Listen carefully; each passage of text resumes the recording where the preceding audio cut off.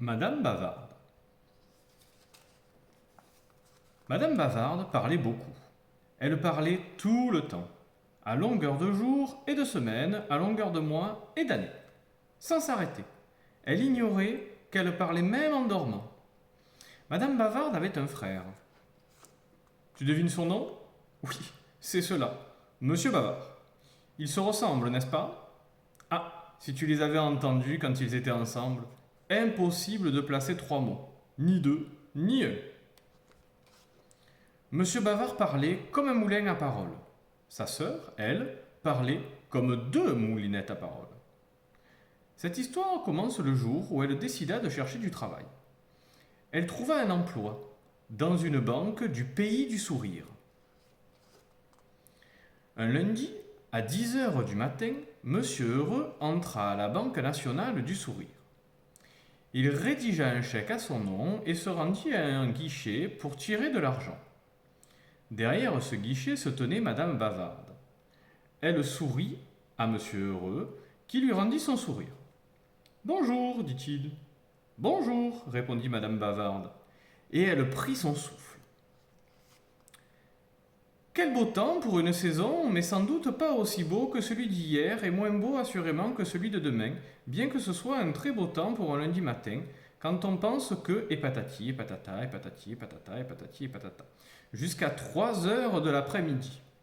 Monsieur Heureux était toujours derrière le guichet, bouche bée de stupéfaction. Il y était depuis 5 heures. Bon, dit enfin Madame Bavarde. C'est l'heure de la fermeture de la banque et celle de rentrer chez moi et de vous dire au revoir et que je suis ravie de cette petite causette avec vous. Et elle rentra chez elle, laissant ce pauvre monsieur Heureux sans argent. Le lendemain, Madame Bavarde était renvoyée de la banque. Elle trouva un autre emploi, au restaurant La Bonne Soupe. À midi, Monsieur Glouton entra à La Bonne Soupe et s'assit à sa place habituelle. Il venait manger là chaque mardi car c'était le jour où l'on servait les repas les plus copieux. La serveuse vint prendre sa commande. Qu'y a-t-il de bon aujourd'hui lui demanda M. Glouton. Eh bien, dit Madame Bavarde, c'était elle la serveuse. Il y a de la salade de tomates, et du poulet grillé, et du canard laqué, et du lapin en gelée, et de la ratatouille, et des épinards, et bien d'autres bonnes choses, comme encore des frites, et patati, et patata, et patati, et patata, et patati, et patata. Jusqu'à minuit. Monsieur Glouton était toujours là, cloué sur sa chaise de stupéfaction. Il y était depuis 12 heures.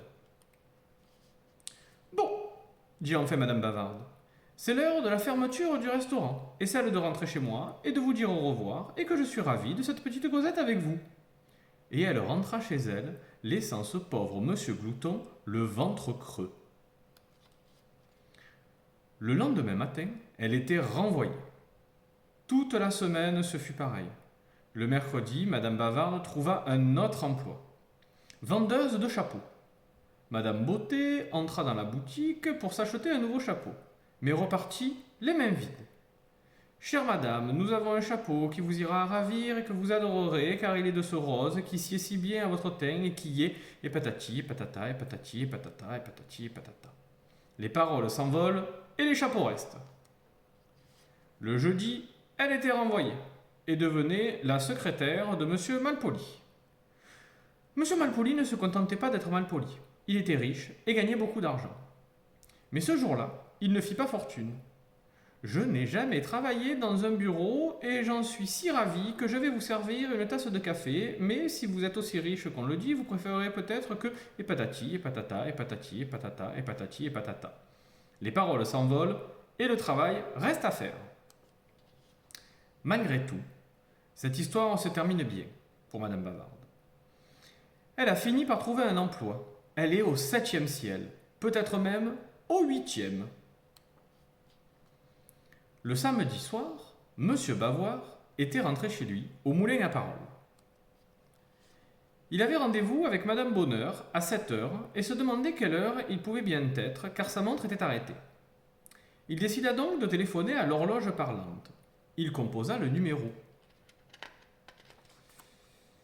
10h29 minutes, 40 secondes, 50 secondes. Au quatrième top, il sera exactement 18h30 minutes. Bip, bip, bip, bip. C'est drôle, pensa M. Bavoir. On disait la voix de ma sœur. Et voilà.